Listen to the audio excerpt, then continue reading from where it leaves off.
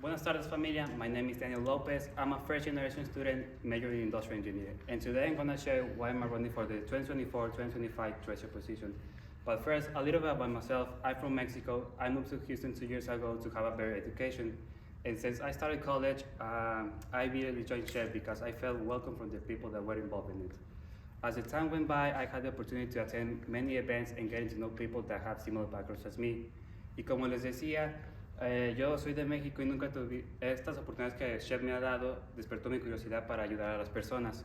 It was an international convention that it made me realize that I wanted to be more than just a member.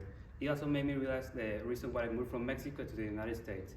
People are willing to help Hispanic engineers, and thanks to that, I got an offer for this summer with Caterpillar.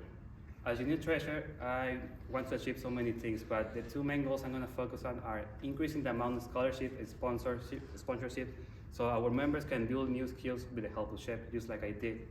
How am I going to do that? I'm going to work with the new chairs so we can improve events or create events, and also I'm going to work with the new member representatives to do fundraising events. Also, I want to talk about my involvement with SHPE within this year. I have the honor to be in the mini IBOR and also in the social chair committee, and there shows my commitment to SHPE. I also want to add that when I used to live in Mexico, I used to have a personal business selling Rubik's Cubes, and thanks to that, I learned the importance of financial budgeting and financial planning and budgeting, which are skills related to the treasurer role. Gracias, familia, por escuchar mi speech, y together vamos a lograr cosas increíbles.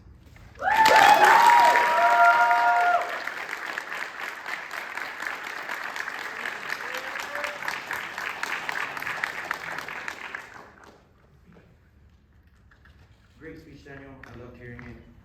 So my question to you is, with SHPE's 50th anniversary convention happening this fall in Anaheim, California, this is a more expensive location to host a convention compared to conventions in the past years. How do you plan to raise funds to maximize sponsorship for our members? Okay, for the first thing I will do is I will try to work with the new member representatives to see what new events we can create to fundraise.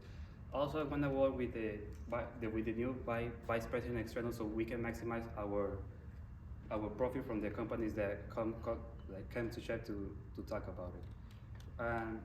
And I think with those two things in mind, I think we can increase our budget so we can sponsor out more members to the national convention.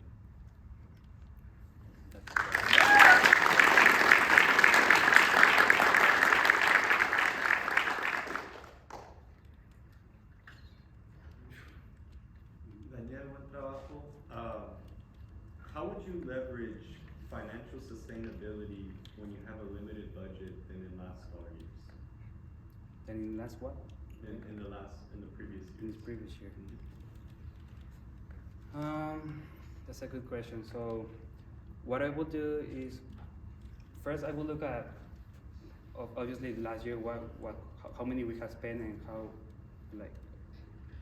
let me think about it. I know I can't answer, but let me think about it. So, can you repeat the question again? Yeah. So how would you leverage financial sustainability? You know, that means like being more conservative with your budget when you have a very limited budget in comparison to previous years. Okay.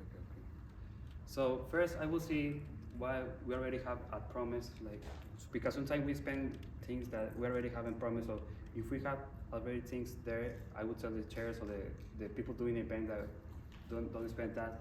Also, I would try to look for options that are more más barato, yeah. Sí. And I think with that, I think with that, I would try to also if we're doing two events that cost a lot of money, right?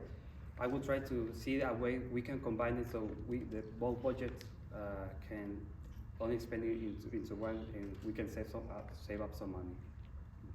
Thank you. Yeah.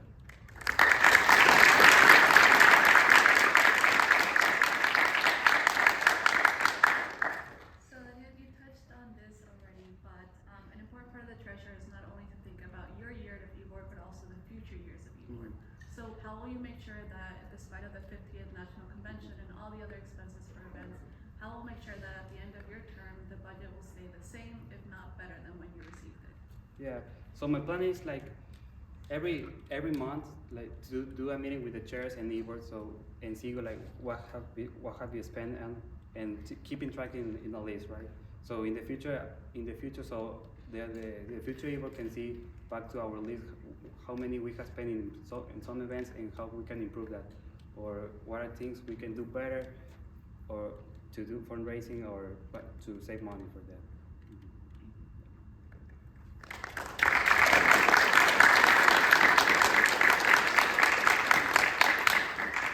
Hey Daniel, so sometimes people create events that may not be financially feasible. Yeah.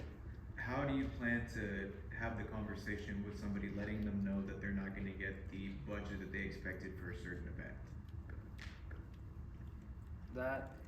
That's actually happened to us as a mini board. We started with a X amount of money, and then we got caught with a little money. So I would go to the person like and be like, hey, and like straightforward, like, hey, we are limited in money right now. Is there any way we can do a fundraising event so we can help you? We can help you with that event, or also is there another like another chair that can help you like combine another event with that so that we can increase the budget for that.